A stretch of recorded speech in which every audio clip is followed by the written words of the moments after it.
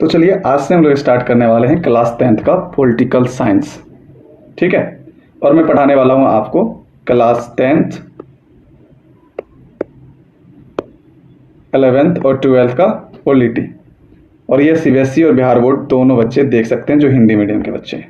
ठीक है, क्योंकि दोनों का मोस्टली जो टॉपिक है वो सेम ही है, तो आराम से आप पढ़ सकते हैं। किसी का भी कोई टॉपिक इसमें छूटने वाला नहीं है, दोनों का मैं कवर करने वाला हूँ। ठीक है, चलिए। और बाकी जो सब्जेक्ट बच गए हैं ज्योग्राफी, हिस्ट्री और इकोनॉमिक्स, वो बच्चे के रिस्पॉन्स पे डिपेंड करता है कि मैं आगे और सब्जेक्ट पढ़ाऊँ या ना पढ़ाऊँ। जो बच्चे हमसे जुड़ना चाहते हैं वो इस नंबर पे आप हमसे जुड़ सकते हैं अगर आपका कोई प्रॉब्लम है, 8228087018। ठीक है, चलिए अब इसको मैं इरेज कर देता हूँ। स्टार्ट करते हैं कि हमें इस चैप्टर में क्या क्या पढ़ना है। सत्ता की साझेदारी क्या है, सत्ता की जरूरत क्यों है, यानी आवश्यक क्यों है ये, सत्ता के रूप कितने हैं, सत्ता के साझेदारी का आप किताब में 2 एग्जाम्पल दिया हुआ है, उसको समझना है, बेल्जियम कहानी और श्रीलंका कहानी। सत्ता की साझेदारी का लाभ क्या है, इस वीडियो हम लोग यहीं समझेंगे। बाकी नेक्स्ट वीडियो जब मिलेंगे हम वो इन सभी चीज़ों को हम कवर करने वाले हैं।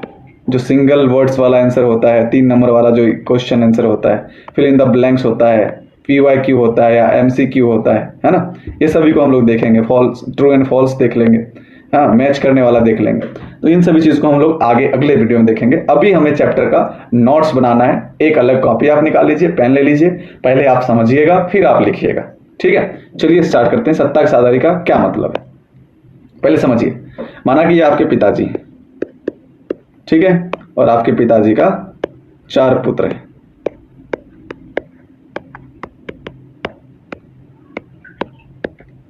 ठीक है, अब अगर पिताजी का कुछ संपत्ति है, कुछ पैसे हैं, कुछ जमीन है, तो क्या होगा, चारों बच्चे में क्या होगा, समान रूप से विभाजित होगा।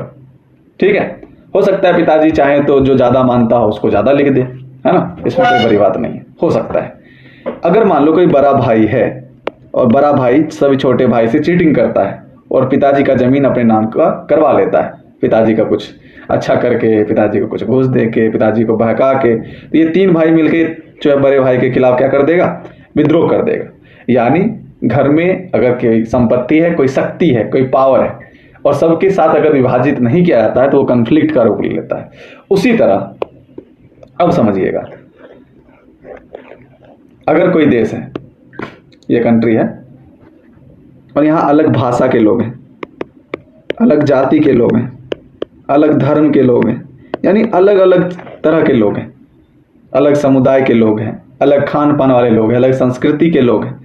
अगर इनके बीच में सरकार का जो शक्ति है उनका सही तरीके से विभाजन नहीं होता है, किसी का उपेक्षा किया जाता है, मान लो कि हिंदू है, मुस्लिम है, क्रिश्चियन है, सिख है, ये सभी धर्म किसी देश में रहते हैं और इसमें मेजोरिटी किसी एक का, मान लो हिंदू का है। अगर हिंदू ही सरकार की शक्ति में ज़्यादा पार्टिसिपेट करता है, वो अपना वर्चस्व दिखाता है, इन सभी का उपेक्षा करता है, उपेक्षा करने का मतलब उसका नज़रअंदाज करता है, उसको पार्टिसिपेशन नहीं देता है, तो ये सभी मिलकर अंततः क्या करेंगे, अगर इनको प्रॉब्लम क्रिएट हुई तो हिंदू के खिलाफ विद्रोह कर देंगे। एग्जाम्पल बता रहा हूँ। तो सत्ता की साझेदारी क्या होता है, किसी भी देश में अलग अलग भाषा, अलग अलग जाति, अलग अलग धर्म, अलग अलग खान पान, अलग अलग संस्कृति के लोग जब सरकार की शक्ति में उनका साझेदारी होता है, उनकी हिस्सेदारी होते हैं, उनकी भागीदारी होती है, तो इसी को क्या कहते हैं, सत्ता का साझेदारी। होप कि आप समझ गए होंगे। यानी किसी देश में, आप ये भी लिखिए, लिख लीजिए अपने लैंग्वेज में, अपने लैंग्वेज में लिखिए, किसी देश में अलग अलग जाति, अलग अलग समुदाय, अलग अलग धर्म, अलग अलग संस्कृति, खान पान, पहनावा और ढावा वाले लोग रहते हैं, उनके बीच सरकार के शक्ति का विभाजन ही सत्ता का साझेदारी कहलाता है। ठीक है, ये लिख लिया आप ये भी लिख सकते हैं। सत्ता की साझेदारी का अर्थ है कि सरकार की शक्तियों का विभाजन, यहां इसको हटा दीजिए, शक्तियों का विभाजन यहां पे लिखिए, शक्तियों का विभाजन अलग अलग समूह, यहां लिख दीजिए, अलग अलग समूहों के बीच में किया जाए ताकि कोई एक व्यक्ति या समूह सारी शक्ति अपने हाथ में ना ले सके। यह लोकतंत्र का महत्वपूर्ण सिद्धांत है कि सत्ता की साझेदारी में अलग अलग जाति समुदाय के लोग ही पार्टिसिपेट करें, कोई एक उसमें वर्चस्व ना जमाए। तो मैंने जो भाषा में बताया वो भी लिख सकते हैं, जो आपको दिख रहा है ये भी लिख सकते हैं। सत्ता की साझेदारी आप समझ गए।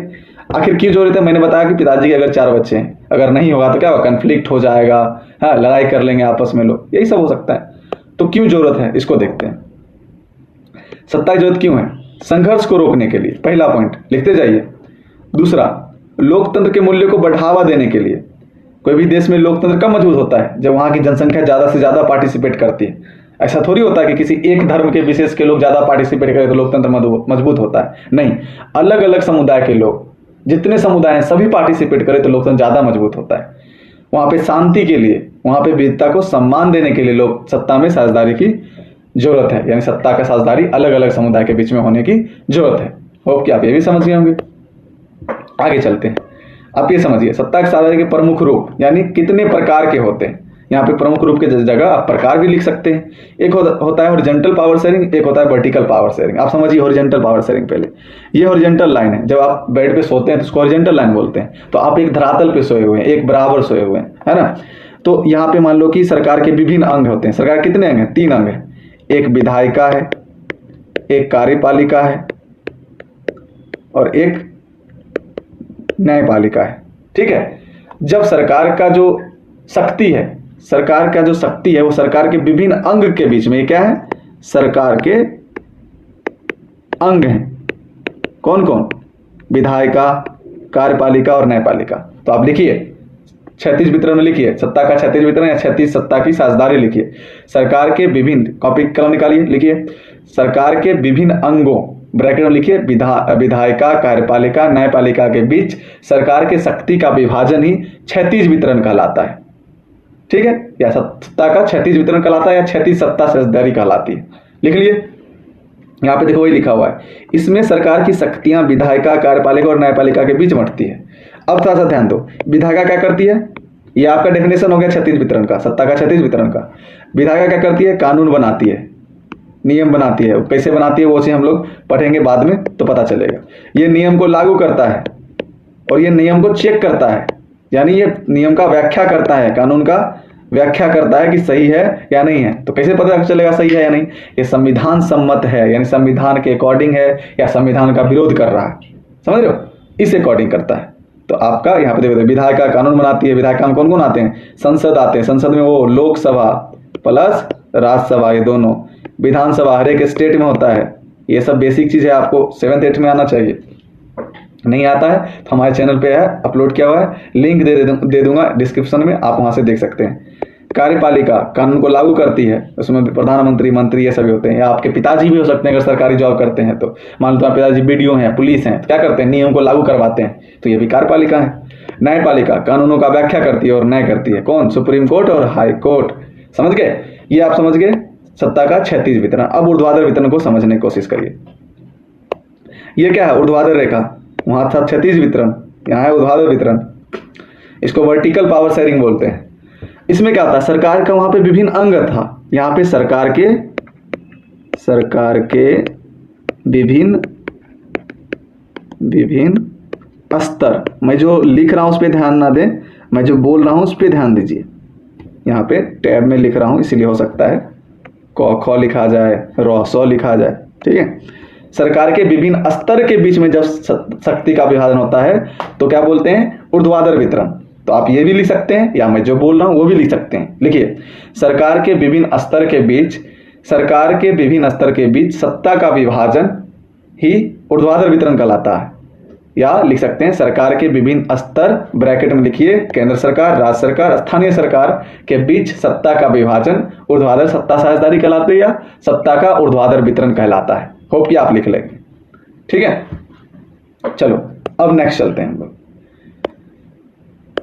नेक्स्ट समझते हैं। अब ये मेन इंपॉर्टेंट चीज है जो आपको समझना है आपके किताब के अकॉर्डिंग। बेल्जियम और श्रीलंका कहानी को समझना है। बेल्जियम में सत्ता साझेदारी में सफल हुआ लेकिन श्रीलंका में असफल हुआ। कारण क्या है उसको समझते हैं। देखो ये जो बगल में आप देख रहे हो ये बेल्जियम का मैप है, आउटलेट मैप। अब समझिए ये येलो वाला जो देख रहे हो ना, ये क्या है? फ्लेमिश एरिया है। क्या है? फ्लेमिश।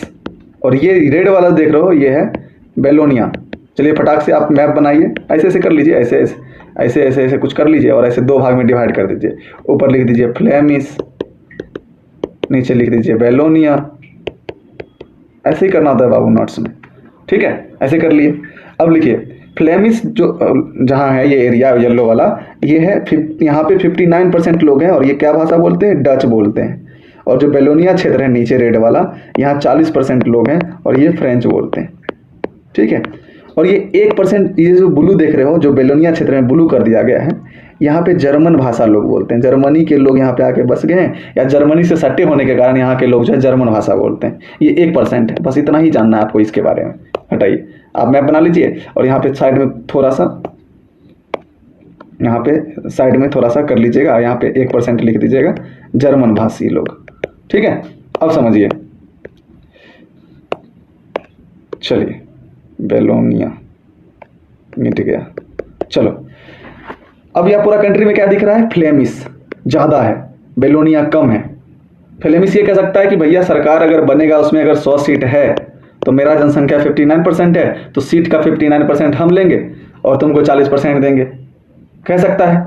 तो फ्रेंच क्या बोलेगा? चलो ठीक है भैया, राजधानी ये देख रहे हो, ये बाबू बीच में देखो, यहाँ पे ये देखो, ये देखो, ये राजधानी है और राजधानी में ये दोनों भी रहते हैं। यहाँ पे उल्टा हो जाता है, ऑल ओवर कंट्री में डच ज़्यादा है और फ्रेंच कम है, तो वहीं पे जो राजधानी है इसका, ये राजधानी का नाम है इसका ब्रुसेल्स। लिखिए, यहाँ पे लिखिए, बेल्जियम की राजधानी ब्रुसेल्स है। यहाँ पे उल्टा हो जाता है, यहाँ फ्रेंच देखो 40% है ना, फ्रेंच दोगुना हो जाता है। कितना हो जाता है? 80% हो जाता है। और यहाँ पे देखो डच भाषी लोग कम हो जाते हैं 20%।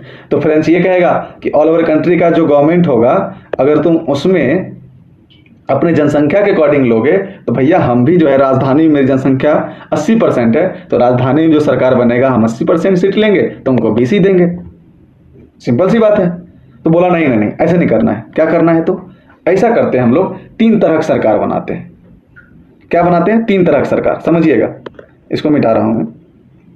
इसने कहा कि 3 तरह का सरकार बनाते हैं। पहले हम बनाएंगे पूरा देश का सरकार, यानी पूरे बेल्जियम के लिए, जिसको संघीय ढांचा की सरकार बोलेंगे। अगर इसमें 100 सीट है तो तुम्हारी जनसंख्या कितनी भी हो, हमारी जनसंख्या कितनी भी हो, 50% सीट तुमको देंगे, 50% सीट हम ले लेंगे। बोला गुड।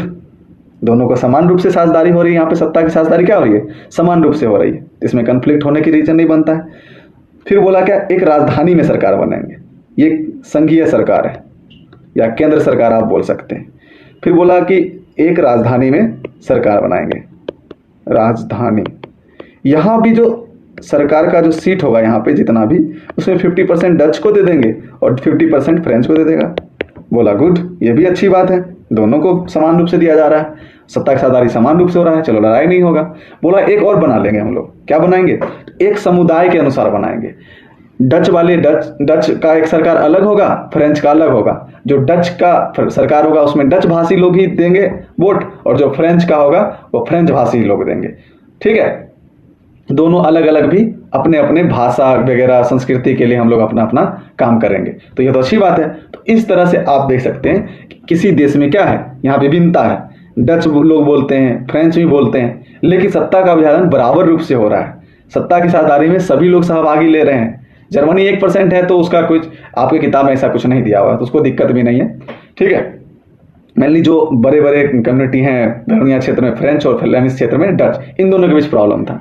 बोला ठीक है। तो आप इस तरीके से देख सकते हैं कि कोई भी सत्ता की साझेदारी अगर करते हैं अलग अलग समुदाय के बीच में, सही तरीके से करते हैं, सभी को पार्टिसिपेशन देते हैं, सभी को भागीदारी देते हैं, सभी को बोलते हैं आइए, सभी लोग एक रूप से हैं, समान रूप से हैं, सभी लोग सत्ता की साझेदारी में भाग लेंगे, तो वहाँ पे शांति स्थापित होता है, वहाँ पे सरकार स्थिर होता है, लड़ाई नहीं होता है। तो अब समझिए, ये आप पूरा कहानी समझ गए। आपको पूरा लिखना है कि ब्रुसेल्स में कितने % क्या है, ब्रुसेल्स फ्रेंच, पूरे फ्रेंच में कितना कितना क्या है। ये 80% डच है, सॉरी ये 80% उल्टा हो गया था ना, फ्रेंच का उल्टा, यहाँ पे फ्रेंच आ जाएगा 80% और ये डच है। ये सारा पूछता है, ऑब्जेक्टिव में पूछ सकता है कि बेल्जियम के ऊपरी भाग को क्या बोलते हैं, तो फ्लेमिश बोलते हैं। निचली भाग क्या कहते हैं, बेलोनिया बोलते हैं। बेलोनिया क्षेत्र में कितने फ्रेंच भाषी लोग हैं, 40% है। राजधानी ज्यादा संख्या किसका है, तो फ्रेंच का है। समझ लो, ऐसे याद करना है, ऑब्जेक्टिव में पूछेगा। तो ये हो गया आपका बेल्जियम का कहानी। ये नोट्स पूरा बना लीजिए आप, जो मैंने लिखा है सब लिख लीजिए। जो मैं बोला उसमें से कुछ शब्द बन रहे होंगे तो लिखिए, ऐसे ऐसे बनाइए। संघीय क्षेत्र 50% सीट देंगे, राजधानी 50% देंगे, बेलोनिया क्षेत्र का एक अलग डच भाषी सरकार होगा, फ्लेमिश क्षेत्र का अलग एक डच भाषी होगा, फ्लेमिश क्षेत्र का अलग फ्रेंच भाषी सरकार होगा। इसको सामुदायिक सरकार बोलते हैं, है ना। तो ये हो गया, भाषा आधार पे हो गया। चलिए अब हम चलते हैं श्रीलंका पे, जहां पे ज्यादा कन्फ्लिक्ट है। ठीक है, श्रीलंका, यह है श्रीलंका। अब इसको भी समझिए उसी तरीके से। देखो बुआ, जो श्रीलंका है यहाँ पे 3 भाषा लोग हैं। ये श्रीलंका आज़ाद हुआ था 1948 में। श्रीलंका आज़ादी से पहले जो नाम है, ये श्रीलंका ऐसे लिख दिया हूँ मैं, इसका पहले आज़ादी से नाम, पहले जो नाम था वो था सिंहली। सिंहली,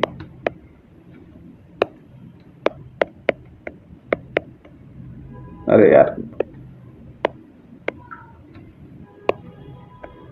सिंहली आज़ादी से पहले का नाम है इसका। अब देखो यहाँ पे तमिल लोग हैं, सिंहली लोग हैं, यहाँ के रहने वाले लोग को सिंहली, कहीं सिंहली मिलेगा कहीं सिंहली मिलेगा, मैं सिंहली लिख रहा हूँ, अपने किताब के अकॉर्डिंग आप कर लेंगे। और यहाँ पे कुछ लोग ईसाई हैं। ठीक है, अब ध्यान दीजिएगा, तमिल में भी 2 तरह के लोग हैं, एक श्रीलंकाई मूल तमिल है, एक इंडियन तमिल है। समझिएगा ये कैसे हो गया। थोड़ा परसेंटेज देख लेते हैं। तमिल यहाँ पे 74% है, सॉरी उल्टा हो गया, तमिल यहाँ पे 18% है और सिंहली 14% है, बाकी ईसाई है। तो ईसाई को कोई दिक्कत नहीं है, मेनली जो संघर्ष हो रहा है वो तमिल और सिंहली के बीच में, तो इसको समझेंगे। अब देखो, तमिल 2 भाषा में 2 तरह के लोग हैं। यहाँ हिंदी में लिखना तुम श्रीलंकाई मूल तमिल, यहाँ लिखना इंडियन मूल तमिल। ये देखो, इंडियन मूल तमिल जो है वो 13% है, श्रीलंकाई मूल तमिल जो है वो 5% है। थोड़ा डाटा आप अपने किताब में चेक कर लेना। अब देखिए, श्रीलंकाई मूल तमिल नहीं, ये रहने वाला लोग श्रीलंका का है, यानी इसका नागरिकता सब कुछ श्रीलंका का है। इसका बचपन है श्रीलंका से, इसके पिताजी, इसके जो फोरफादर हैं, पूर्वज हैं, श्रीलंकाई मूल के हैं।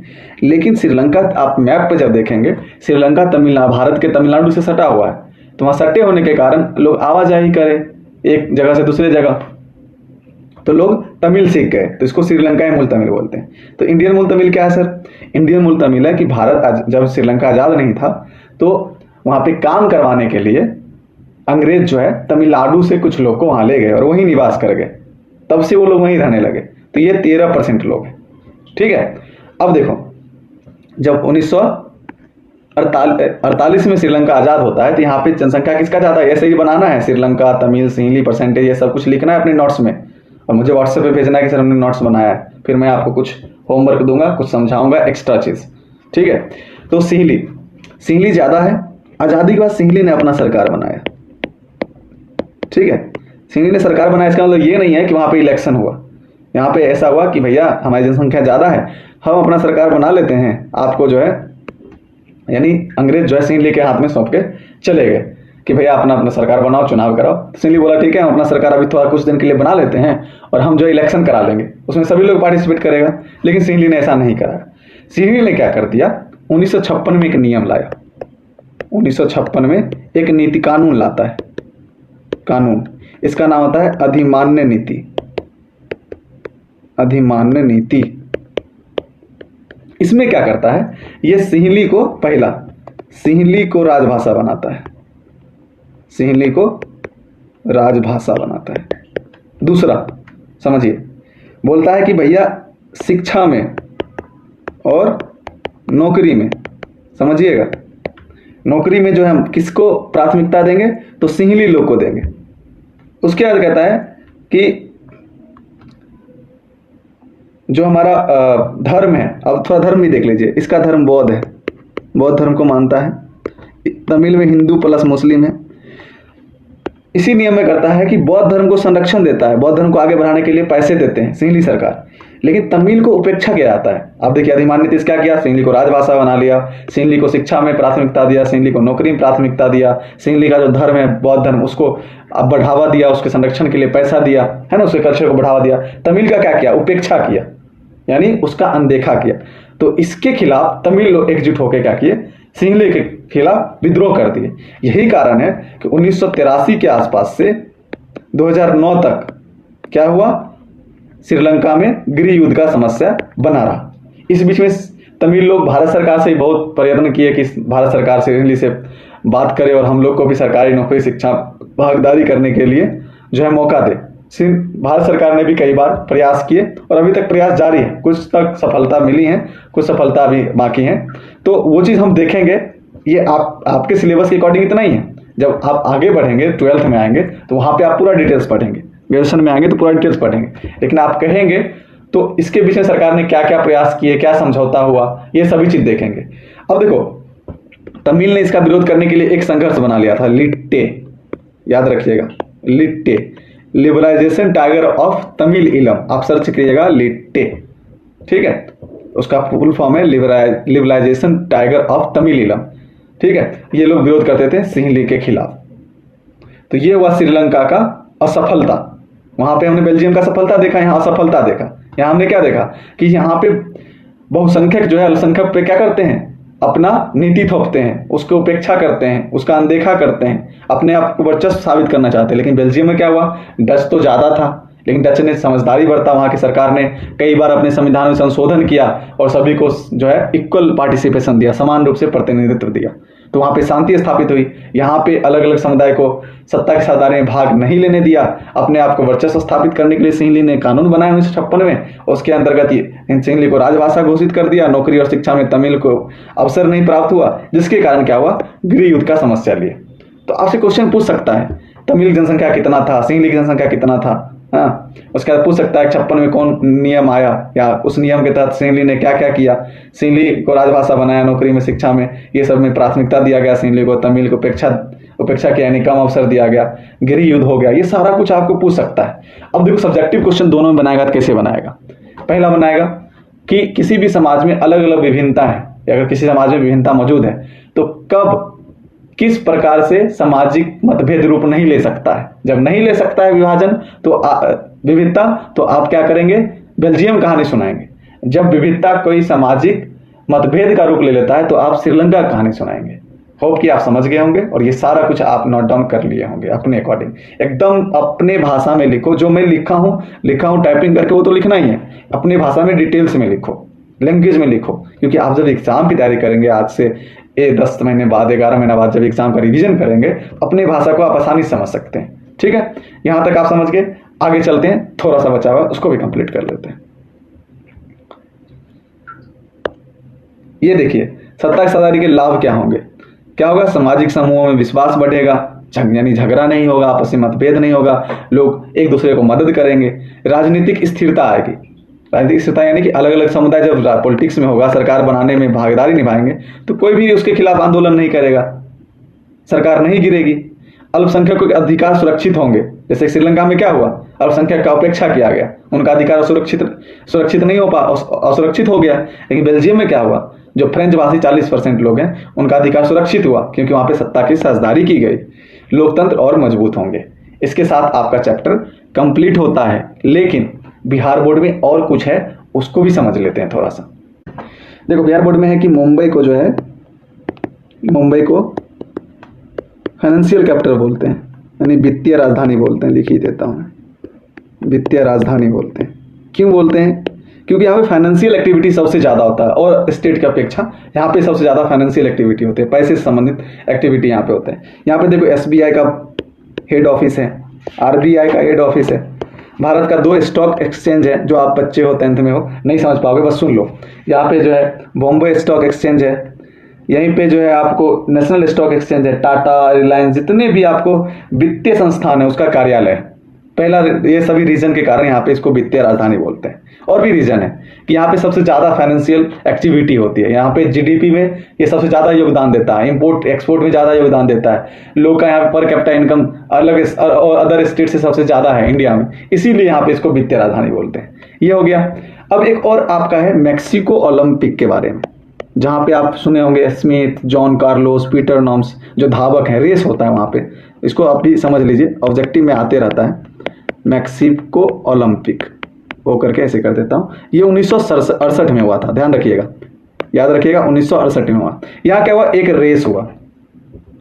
आपको पता है कि अफ्रीका, अमेरिका, इन सभी क्षेत्रों में ज़्यादातर जो है रंग भेद का जो प्रचलन था वो बहुत ज़्यादा था। तो 1968 में जब मैक्सिको ओलंपिक हुआ तो वहाँ पे 2 खिलाड़ी अफ्रो अमेरिकन थे, यानी उनका जन्म अफ्रीका में हुआ था लेकिन वो अमेरिका के रहने वाले थे, उनका नागरिकता अमेरिका का था। एक का नाम था स्मिथ, ठीक है, एक का नाम था जॉन कार्लोस और एक का नाम था पीटर नॉर्मन।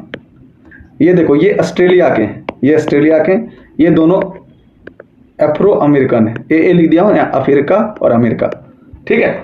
जब ये दौड़ते हैं ना, और ये तो श्वेत हैं और ये अश्वेत हैं, यानी ये काला है, क्योंकि अफ्रीका के रहने वाले थे, इनका जो जनरेशन था अफ्रीका का था, यानी उनके फोर फादर यानी इनके जो पूर्वज थे, इसलिए काले थे। लेकिन ये अमेरिका में रहने लगे तो इनको नागरिकता मिल गया, या अमेरिका में इनका जन्म हुआ तो इनको नागरिकता मिल गया। जब ये दौड़े तो क्या हुआ, ये लोग जीत गए, ये दोनों फर्स्ट सेकंड किए, ये थर्ड किए।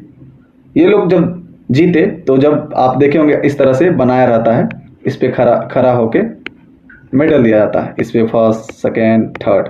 जब ये लोग खड़े हुए तो इन लोगों ने क्या किया, अपना मुट्ठी बांध लिया और जो है अश्वेत के साथ जो भेदभाव होता था उसका जो ये लोग जो है उस तरह सांकेतिक रूप से विरोध किया कि अफ्रीका के लोगों के साथ विरोध जो है रंग भेद के आधार पे जो भेदभाव किया जाता है वो ना किया जाए, ठीक है।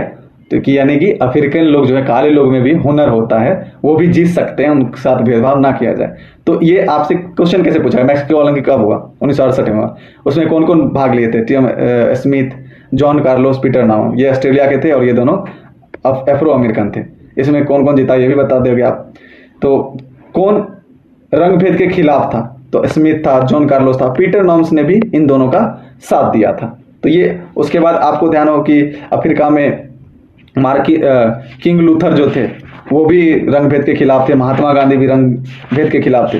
तो ये सभी जो थे, जितने भी रंग के आधार पर भेदभाव अलग अलग जगहों पे अलग अलग कंट्री में किया गया, उनका ये लोग जो है विरोध करते थे। कौन कौन, Smith, John Carlos, Peter Norman, Mahatma Gandhi और उसके बाद किंग मार्टिन लूथर, ये सभी जो है विरोध करते थे। लेकिन उसमें एक आपको ऑब्जेक्टिव में देखिएगा, जेड गुडी होगा। तो जेड गुडी जो है अश्वेत रंग भेद जो होता था उसके विरोध नहीं करता था जेड गुडी, क्योंकि ये अमेरिकी थे, ये तो श्वेत थे। लेकिन श्वेत होते हुए भी पीटर नॉर्मन ने क्या किया, रंग भेद के खिलाफ स्मिथ और जॉन कार्लोस का क्या किया, साथ दिया था, ठीक है। तो यही 2 कहानी था। बाकी आपके चैप्टर में एग्जाम के पॉइंट ऑफ व्यू से अब कोई भी इंपॉर्टेंट नहीं है, इतना कर लीजिए, ये सफिशिएंट है।